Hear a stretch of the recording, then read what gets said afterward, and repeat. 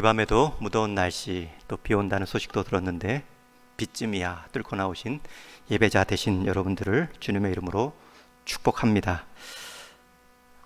스위스의 교육학자인 페스탈로치는 빈민교육, 또 가정 안에서의 교육을 강조하며 스스로 공부할 수 있는 환경의 중요성을 말한 적이 있습니다.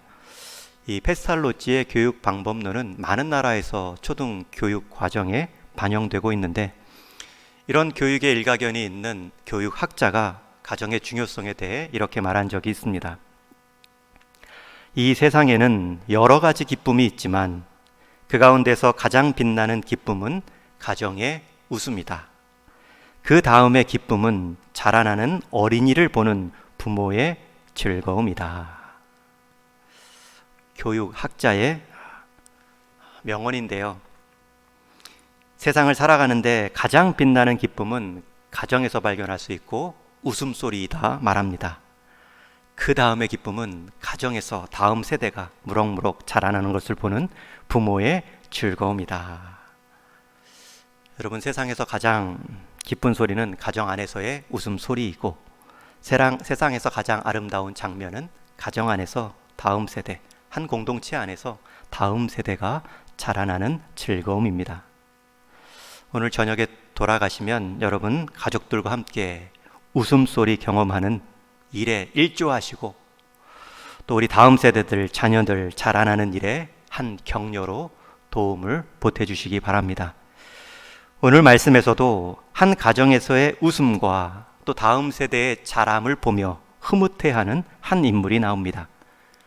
그는 모세의 장인이지만 너무도 멀지도 않고 또 너무나 가깝지도 않은 거리에서 모세를 모세되게 한 숨은 조력자 이드로입니다. 우리가 잘 아는 것처럼 모세는 40년 세 마디 40년 총합 120년의 삶을 살았습니다. 인생 여정이 40년마다 명확하게 바뀝니다. 그런데 출생부터 40년마다 바뀌는 그 인생 변화 속에 부모의 역할이 매우 컸습니다. 모세는 태어나자마자부터 사실 모세의 도움 없이는 일찍 죽임을 당할 수밖에 없는 바로의 위협 속에 태어났습니다. 바로 왕은 이스라엘의 씨를 말리기 위해 태어나는 남자아이는 모두 나일강에 던져 죽이라 명령했는데, 다행히 모세의 부모는 바로의 명보다 하나님의 말씀을 더 두려워하여 숨겨 기르지요. 3달이 되어 더 이상 숨겨 기를 수 없자 결국은 나일강에 던지는데 갈대 상자에 담아 던집니다. 그렇게 강가의 물길을 따라 갈대 상자가 흘러가다가 애굽의 공주의 눈에 띄어 함께 왕궁으로 들어가죠.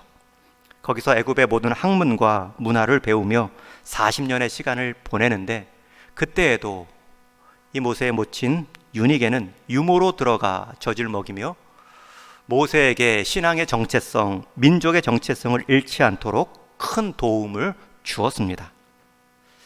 모세에게 있어서 처음 출발부터 부모의 역할은 낳아준 자뿐만 아니라 생명을 걸고 지켜준 자의 도움을 받습니다. 그렇게 40년의 시간이 다 지날 즈음에 모세가 자기 민족 이스라엘 사람을 학대하는 애굽 관리를 죽이게 되고 수배자의 신분으로 애굽을 떠날 수밖에 없어 미디안 광야를 헤맵니다. 모세의 삶에서 또 다른 40년이 시작되는 장면인데, 도피 생활 중에 미디안 광야의 한 우물가에서 목동들과 이방 여인들이 다투는 것을 보게 됩니다. 성경학자들은 다툰 게 아니라 목동들이 이 이방 여인들을 희롱했다 해석하죠. 그 상황을 지켜보던 모세가 여인들을 도와 양들에게 물을 먹게 하고 더 악화되는 상황을 막아줍니다. 여인들의 아버지였던 이드로는 그 말을 듣고 모세를 초청해 집에서 환대하고 결국은 그의 딸 십보라를 아내로 맡게 해줍니다. 모세는 이방 땅에서 가정을 꾸리고 아들 둘도 낳아 이름을 게르솜, 엘리에셀이라 각각 지어줍니다. 여러분, 40 나이에 두 번째 40년을 시작할 때에도 또 다른 아버지라 할 수 있는 장인의 큰 도움을 받죠. 이드로에게 있어서는 미디안 사람이었기 때문에 이 히브리 모세는 정말 듣도 보도 못한 이방 사람입니다. 그런 모세를 사위로 삼아줍니다. 게다가 자기의 양을 맡기고 낯선 땅에서 안주할 수 있도록 모든 재반 상황을 도와줍니다. 새로운 출발을 이방 땅에서 할 수 있는 모판이 되어준 사람이 바로 이드로입니다. 이드로를 만나기 전까지 이 광야에서의 모세의 삶은 첫 아들의 이름처럼 나는 나그네가 되었다, 객이 되었다, 그의 떠돌이 삶을 짐작할 수 있죠. 그런데 그 떠돌이 삶이 이드로의 도움, 또 한 가정을 이름으로 엘리에셀 두 번째 아들을 지을 때에는 하나님이 나의 도움이셨다, 새 가정을 이루게 하신 하나님의 도움에 대한 감사로 이름을 붙여줍니다. 미디안 광야의 척박함, 그곳에서 은혜와 같이 만난 한 가정 이름에 대한 감격이 아들들의 이름에 새겨져 있습니다. 그리고 40년이 또 지나갔습니다. 80의 나이가 되었을 때에 여전히 모세는 장인 이드로의 양을 치고 있을 때 호렙산에서 하나님께 부름을 받습니다. 내가 너를 보내어 내 백성 이스라엘을 애굽에서 인도하여 내게 하리라. 이 소명과 함께 이제 또 다른 마지막 40년이 시작됩니다. 하나님의 이 갑작스러운 부르심은 모세만 당황한 것이 아니라 그의 가족들, 장인들, 아내 십보라에게도 큰 충격의 부르심입니다. 이미 모세는 애굽 고향 땅을 떠난 지 40년이 지났고 한 가정을 이루어 40년을 살아온 안정된 가정입니다. 그런데 다시 40년 전 상황으로 들어가 그곳에 노예로 있는 사람들을 데려오라는 명령, 그것을 실행하기 위해 가장 강대국 애굽 왕과 맞서야 되는 상황이 이해되지 않았겠죠. 이 아내 십보라도 그간 40년간 부부의 생활을 통해 모세의 특별함은 어느 정도 감지했겠지만 이런 큰 사명 앞에 특별히 아내는 한 번 더 마음을 추슬러야 했을 것입니다. 선교지에 가보면 가끔 목사님들께서 자기 혼자만의 사명을 가지고 아내와 가족들을 억지로 등에 업어 데려오시는 경우가 있습니다. 그러다 현실적인 문제 앞에서 의견이 갈려지고 마음이 갈라지다가 결국 부부가 갈라지는 것도 본 적이 있습니다. 그런 십보라의 부담이 느껴지는 부르심입니다. 그런 상황에서 하나님은 한 사건을 통해 십보라의 마음을 바꾸지요. 일명 피사건입니다. 모세가 아들들을 할례를 행하지 않았습니다. 그러자 하나님께서는 자격 없음, 백성의 정체성 없음으로 인해 모세를 죽이려 했을 때 아내 십보라는 깜짝 놀라 재빨리 차도를 구해 그의 아들들에게 할례를 행하고 모세의 생명을 구합니다. 십보라 아내가 느꼈겠죠. 한 사람, 한 생명의 부정을 통해 남편이 죽을 수도 있구나. 그렇다면 한 공동체를 끄집어내는 일에 부름받은 일은 얼마나 귀한 일인가. 그 마음을 가지고 보내지요. 또 모세도 십보라와 아들들을 미디안 장인의 집으로 다시 돌려보냅니다. 바로 앞에 섰을 때의 여러 위험한 상황에 대한 안전한 조치였겠지만 출애굽할 때에 이 장인의 집 근처 호렙산 미디안 지역을 지나가기 때문에 그때 다시 만날 것을 기대하며 장인의 집에 보냅니다. 여러분, 이때 모세의 나이가 80인데 장인의 나이는 몇 세였을까요? 그런데 그 장인 이드로가 모세의 아내, 딸이지요. 두 아들, 손주들을 거두어 줍니다. 애굽에서 바로와 정면 대결을 하고 있을 동안에도 아내 십보라와 두 아들들을 잘 보살펴준 사람이 장인 이드로입니다. 이미 장인 이드로는 이방인이었던 모세를 아무 조건 없이 받아준 사람입니다. 게다가 딸을 내주고 집을 내주고 자기 양떼까지 준 이드로가 이제 그의 가족도 지켜주고 있습니다. 이 모습은 모세를 통해 훗날 구원도 받고 또 같은 동족이면서도 준 것은 하나도 없이 광야 여정에서 툭하면 모세에게 불평했던, 원망했던 이스라엘 사람들과 굉장히 비교되죠. 장인은 이방 사람이고 받은 것 없이 다 내어준 사람임에도 불구하고 이스라엘 백성들은 모세에게 구원을 경험했으면서도 같은 동족이면서도 준 것도 하나 없이 툭하면 모세를 향해 원망했습니다. 그렇게 모세는 홀로 애굽에 들어가 하나님께 쓰임 받으며 다시 3개월 후에 하나님의 산 호렙산에 200만의 자기 민족 동족들과 함께 도착합니다. 그 과정 3개월의 시간 동안에는 우리가 아는 많은 사건들이 있었습니다.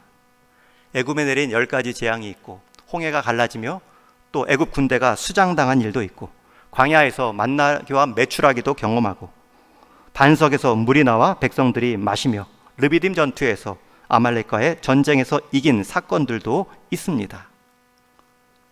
여러분, 이것이 가능했던 이유, 모세가 홀홀 단신 하나님 앞에 전적으로 쓰임 받을 수 있었던 이유가 바로 이드로가 그의 가족을 지켜냈기 때문입니다.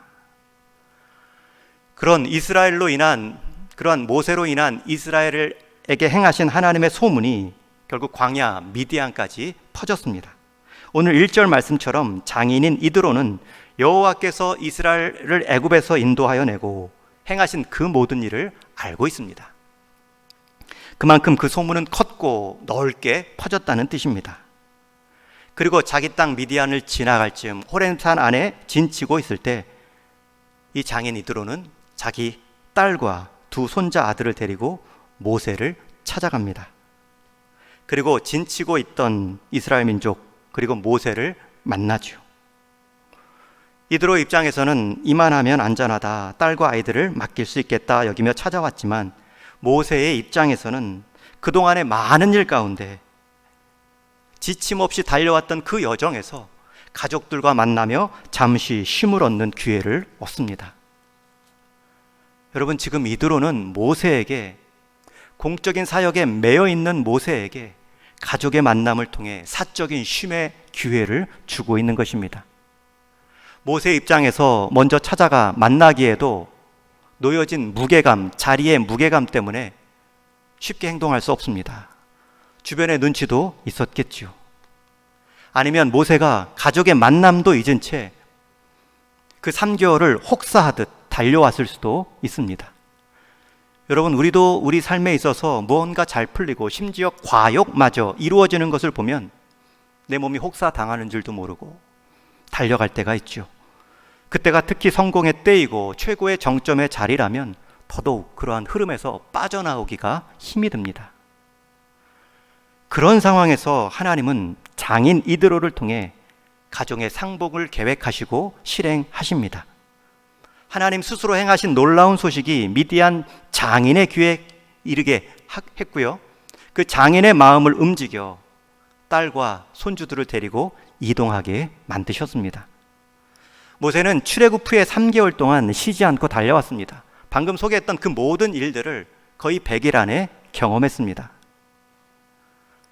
자신의 가족을 미디안에 둔 채 영적인 가족 이스라엘을 구해내는데 온 힘을 다한 3개월입니다. 그렇다고 해서 왜 모세가 가족, 아내와 아이들을 잊었겠습니까? 하나님께서 주신 사명의 우선순위 때문에 잠시 가족을 멀리 두고 떨어져 있지만 가족들을 향한 그리움마저 떨어져 나간 것은 아닙니다. 그 상황에서 하나님은 장인을 통해 아내와 두 아들을 만나게 하시며 모세에게는 쉼을 주고 있습니다. 여러분, 하나님은 모세의 상황보다 모세를 아끼시죠. 하나님은 우리의 상황보다 우리에게 더 관심이 많으십니다. 그리고 하나님은 우리의 상황을 우리보다 더 잘 아십니다. 언제 쉬어야 할지, 언제 다시 새 마음을 가져야 할지 하나님의 타이밍에 맞추어 장인 이드로를 일으키십니다. 그렇게 찾아온 장인 앞에 7절에 보면 모세는 나가 절하고 문안하며 함께 장막으로 들어갑니다. 너무나 고마웠겠죠. 생각하지도 못한 방문, 가족들을 데리고 와준 그 모습, 사위를 그냥 받아주고 믿어준 것만 해도 고마운데 다시 떠난다를 사위를 보내준 것만 해도 감사한데 이렇게 가족을 챙겨주고 다시 데려와 준 모습이 얼마나 반가웠겠습니까? 다시 모세의 가정에서 웃음꽃이 피어나게 했고 아이들이 그간 자란 모습에 모세는 아빠 미소를 지었을 것입니다. 모세는 아내와 두 아들을 향해 그간에 밀린 이야기들을 이제 풀어냈겠죠. 아빠가 이런 사람이다, 그간에 있었던 아빠를 통해 이루어진 영웅담을 말하지는 않았겠지만 두 아들들은 아빠의 책임 있는 모습을 보며 느끼는 것들이 많았겠죠. 오래간만에 모세는 공적이고 사역적인 자리에서 벗어나 사적이고 개인적인 만남을 통해 그간의 마음들이 풀리어가는 모습을 우리는 충분히 짐작할 수 있습니다. 여러분, 하나님은 하나님의 일을 하는 사람들에게 하나님의 쉼도 관심 있게 이루십니다. 하나님은 자신의 사역에 동참하는 자신의 일꾼들을 향해 섬세하게 채워가시는 하나님이십니다. 때로는 우리는 그 하나님을 믿지 못하기 때문에 스스로 선을 긋지요. 우리가 가감히 동참하지 못하는 이유는 하나님을 무정한 고용주로 오해하기 때문입니다. 하나님은 하나님 앞에 헌신한 자들을 사용하시기만 하는 분이 아니시라 챙겨주시는 분이십니다. 그것도 가장 기막힌 타이밍에 그의 가족들을 인도해 주신 것처럼 함께 동역의 자리에 선 사람들의 마음을 아시고 하나님은 그 필요를 채워주십니다. 어떻게 보면 가장 할 말이 많은 사람은 아내 시포라였을 것입니다. 나는 물론 아이들을, 그것도 이렇게 친정에 맡기고 혼자 떠나다니, 미디안 자기 민족도 아니고 남편 히브리 민족, 이스라엘 민족을 위해, 그것도 노예살이하고 있는 변변한 민족을 구하기 위해 자기 생명을 걸다니, 어떻게 자신의 민족을 살린다고 하면서 자신의 가족을 버릴 수 있는가? 여러 할 말들이 많은 아내의 자리입니다.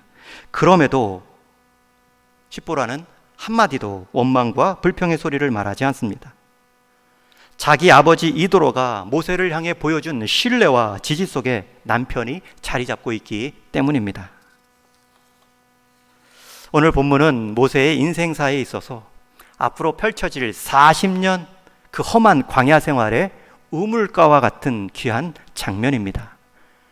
40년 이스라엘 백성을 이끌어야 할 큰 일을 앞두고 가족으로 인해 큰 쉼을 얻는 그림 같은 장면입니다. 여러분, 그 일을 누가 이루었습니까? 장인 이드로가 이루었습니다. 40년 전 처음 모세를 받아준 것도 이드로입니다. 그리고 자기 민족 사명을 위해 새롭게 가정과 함께 떠날 때에 보호해주고 때가 되어 찾아와주며 함께 보내준 사람이 바로 이드로입니다. 여러분, 어른의 역할은 이런 것입니다. 가족의 역할은 이래야 합니다. 저에게도 장인에 대한 기억이 있습니다. 제가 육신의 아버지도 짧게 경험했는데 장인에 대한 기억도 아주 짧습니다. 제가 결혼하고 1년 반 만에 중국 선교지로 갔습니다. 그리고 선교지에 있는 동안 2년 후에 아버지의 부고 소식을 들었죠. 특별히 그 아버지, 장인 어른에 대한 추억 중 가장 선명한 것은 처음 인사드리러 간 날이었습니다. 정식으로 이제 인사드리러 가려고 멀리 군산까지 내려갔던 일이 있습니다. 제 장인은 경찰이셨고 그것도 오랫동안 강력계 형사로 계셨던 분이십니다. 물론 제가 만나러 인사로 갈 때에는 이미 은퇴하신 뒤였고 몸도 쇠약해져 거동이 불편한 상황이었습니다. 아버님이 소파에 앉아 계셨고 담소 후에 점심을 함께 하려고 식탁에 앉았는데 대개는 신학생인 저에게 기도 부탁을 많이 하셨기 때문에 제게 또 기도 순서를 맡기실까 봐 식사 기도를 준비해 갔는데 의외로 아버님께서 같이 기도하자 하시면서 식탁과 저의 가족과 사역을 위해 한참 동안 기도해 주신 모습이 큰 감동이었습니다. 그리고 저희는 파송받아 중국에 갔고 육신의 큰 위기 속에 아내를 먼저 보내 마지막 함께 임종을 지키게 했고 장례 소식과 함께 저는 또 가서 임종도 지키지 못한 그러한 사위로 남아 있습니다. 모이신 장례의 어른들이 마지막 순간까지 그분에 대한, 장인에 대한 여러 좋은 간증들을 해주십니다. 아파트 전도를 위해 전도지를 꼼꼼히 집마다 우편함에 넣으셨고 개척교회를 잘 도우시던 분이셨다 말씀합니다. 모세가 지금 이러한 장윤의 어른됨을 맛보고 있습니다. 생각지도 못한 헌신, 수고로움을 새롭게 깨닫고 있습니다. 그 먼 광야길을 힘들게 오신 것에 대한 감사함으로 장인 이드로를 대하고 있죠. 그런데 이드로의 어른 역할은 여기서 끝이지 않습니다. 이번에는 모세가 실제로 소문이 아닌 하나님께서 자신을 통해 이루신 일을 장인에게 브리핑하듯 보고합니다. 우리 8절 말씀을 같이 읽겠습니다. 시작. 모세가 여호와께서 이스라엘을 위하여 바로와 애굽 사람에게 행하신 모든 일과 길에서 그들이 당한 모든 고난과 여호와께서 그들을 구원하신 일을 다 그의 장인에게 말하매. 이제는 소문이 아닙니다. 당사자 모세가 실제 장인에게 하나님이 행하신 구원의 이야기를 다 늘어놓습니다.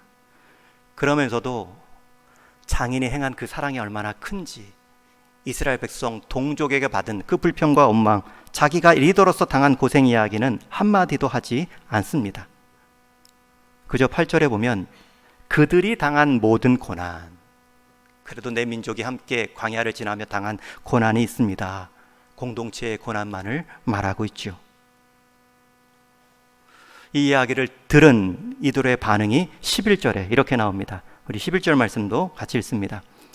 시작.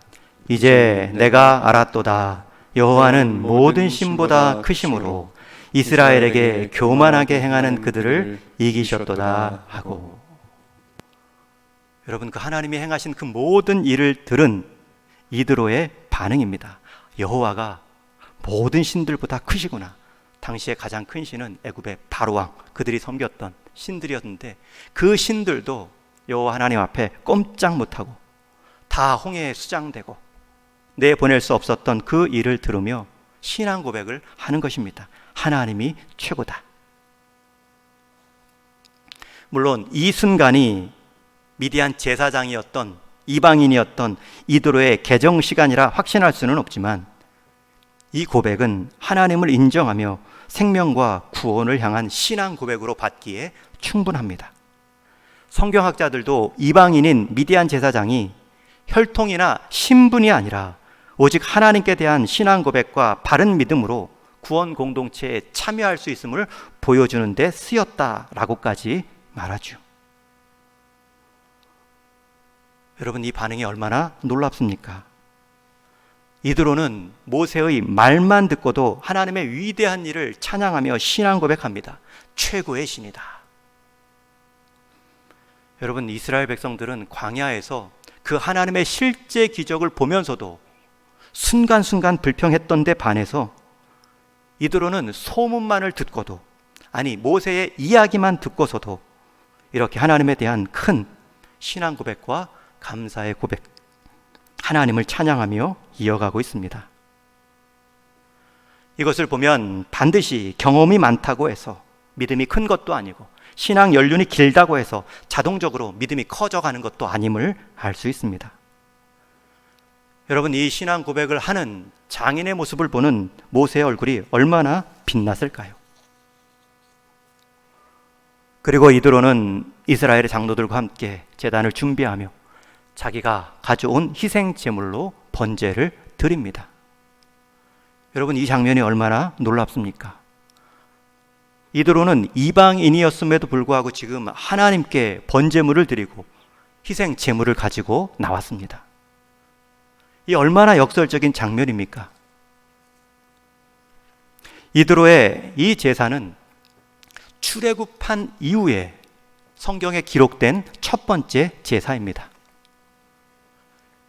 여러분, 원래 이스라엘 백성들이 구원받은 이유는 나를 예배하기 위함이다, 나의 백성, 나의 찬송을 부르게 하기 위함이다 였지만 실제로 출애굽한 이후에 처음 제사 장면은 미디안 제사장이었던 이드로가 주인공이 되었습니다. 이스라엘이 탈출 명분으로 하나님 앞에 예배하는 제사였음에도 불구하고 이스라엘이 드린 제사는 언급되지 않고 이드로의 제사가 먼저 나오고 있습니다. 여러분, 이드로는 한 가정을 살리려 어른의 역할을 했는데 결국 하나님 앞에 출애굽 후에 첫 제사로 드린 인물로 쓰임 받고 있습니다. 그렇게 도움받은 모세를 통해 한 나라를 살리고 있죠. 한 사위를 잘 환대한 것 같은데 지금 그 사위를 사용하신 하나님께 환대를 경험하고 있습니다. 그리고 마치 이후에는 이제 한 식구가 된 것이냐 음식을 나누는 장면으로 오늘 말씀은 끝이 납니다. 여러분, 모세의 장인 이드로를 볼 때마다 그가 이방인이었다는 이유로 우리가 함부로 평가할 수 없습니다. 이드로가 없었다면 모세의 이막 처음 40년 또 마지막 산막 80년 이후의 삶은 힘들었을 것입니다. 이드로가 없었다면 모세가 이처럼 이스라엘을 이끄는 위대한 지도자로 세움받는데 큰 힘겨움이 있었겠죠. 이드로의 이 고백과 행동은 오히려 모세를 향해 수시로 원망과 불평을 했던 동족 이스라엘을 부끄럽게 만듭니다. 이제 말씀을 정리합니다. 여러분, 하나님은 하나님의 사역자들의, 하나님의 헌신자들에 대해 무작정 고용주로 착취하시는 분이 아니십니다. 하나님은 여러분의 자리에서 하나님의 마음을 갖고 수고할 때에 또 다른 이드로를 준비하십니다. 저도 수많은 이드로를 경험했습니다. 육신의 아버지, 육신의 장인을 넘어선 믿음의 이드로들을, 믿음의 장인들을 경험합니다. 하나님은 절대 우리를 착취하시는 분이 아니십니다. 안도현 시인이 쓴 너에게 묻는다라는 제목의 시가 있죠. 너에게 묻는다. 연탄재 함부로 발로 차지 마라. 너는 누구에게 한 번이라도 뜨거운 사람이었느냐. 그 흔한 추운 겨울에 길가에 뒹구는 연탄재 하나를 보고서도 자신을 성찰했던 시인의 감수성이 느껴집니다. 연탄재 함부로 찰 수 없는 것은 우리는 그 누군가에게 이렇게 자기 몸 다 태울 정도로 헌신하지 않은 이상 함부로 연탄재 차면 되지 않겠다. 그런 자기 인생을 되돌아보는 예민함입니다. 저는 우리가 함부로 이방인 이드로를 찰 수 없다고 확신합니다. 우리가 오히려 이드로를 거울 삼아 우리 자신을 비추어 볼 수 있기를 바랍니다. 우리에게는 언제 남이라 여길 만한 사람들을 받아준 적이 있는가? 언제 도움이 필요한 사람들을 내 가족처럼 받아준 선한 삶이 있는가? 또 언제 나는 그 소문만으로 하나님에 대한 신앙 고백으로 감사와 찬송을 올리고 있는가? 그리고 나는 그 하나님 앞에 마땅히 드릴 제물로 기쁨의 제사를 드리고 있는가? 이러한 삶의 모습이 없이 우리가 함부로 이드로를 걷어찰 수 없습니다. 스위스의 교육학자 페스탈로치는 이 세상에 여러 가지 기쁨이 있지만 그 가운데 가장 빛나는 기쁨은 가정의 웃음이다. 여러분, 이 말은 가정의 웃음을 회복한 사람이 가장 큰 일을 했다라는 뜻이죠. 그런 면에서 이드로는 가장 큰 일을 행한 사람입니다. 또 이드로는 그 다음의 기쁨은 자라나는 어린이를 보는 부모의 즐거움이다. 자라나는 손주들의 모습을 보며 기뻐했고, 이제 모세가 자기의 대를 잇고 한 가정의 가장으로 든든히 세움받는 모습을 보며 느끼는 부모의 즐거움이 있습니다. 저는 우리 동인의 모든 성도님들 사랑하는 가정 안에서 기쁨의 찬송을 올릴 수 있도록 여러분들이 한 보탬이 되고 뒤에서는 묵묵한 헌신을 통하여서 세상에서 가장 큰 기쁨의 소리를, 세상에서 가장 큰 보람인 자녀들의 자라남을 보면서 이 땅에서 진정한 어른의 삶으로 쓰임 받을 수 있기를 주님의 이름으로 간절히 축원합니다. 기도하시겠습니다. 하나님 감사합니다. 우리 가정을 우리 하나님 믿는 가정으로 세워 놓으셨사오니 하나님을 찬송하고 하나님을 높이는 기쁨의 찬송이 끊이지 않는 일로 우리 인생 쓰임받게 하여 주옵소서. 우리 인생을 통해 다음 세대 어린 자녀손들 생명들이 나를 딛고 하나님을 경험하는 데 쓰임받는 귀한 어른들의 삶이 되게 하여 주옵소서. 우리 주님 예수님의 이름으로 기도하옵나이다. 아멘.